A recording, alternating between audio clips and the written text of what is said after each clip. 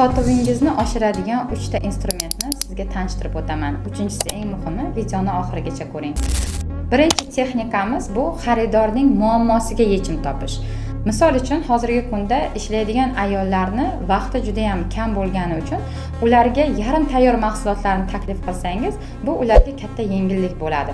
Va siz bunda katta yutuqlarga erisha olasiz bunday xizmatlar orqali. Ayollar har doim ham o'zlariga mos huquqlarni tanlashda qiynalishadi. Ularga siz mos obrazni, ya'ni ro'moli, sumkasi, tuflisi, kostyumi, ko'ylagi hammasi bir-biriga mos ravishda chiroyli look taklif qila olsangiz, bu ular uchun katta yechim bo'la oladi va ular sizdan mamnun bo'lishgani uchun har doim sizga murojaat qilishadi. Ikkinchi texnikamiz bu vaqt. Siz o'z vaqtida taklif qila olsangiz, boshqalardan ko'ra ko'proq va tezroq natijaga erishasiz.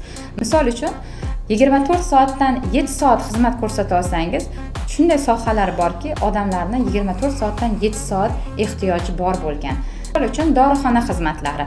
Juda ko'pchilik dorixonalar albatta 24 soatdan 7 soat faoliyat yuritishmaydi, lekin odamlarning issiqjon isitmasi bor, albatta dorixonaga ehtiyoji bo'ladi. Bunga yana bitta misol tariqasida yetkazib berish xizmatlarini misol keltira olamiz. Uchinchi texnikamiz bu moliyaviy yutuq.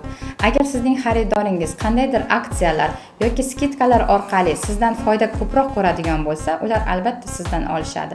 O'z xaridorlaringizni o'zingizga yanada jalb qilish va xaridorlaringiz sonini, sotuvlar sonini ko'paytirish uchun bizning blogimizni kuzatib boring.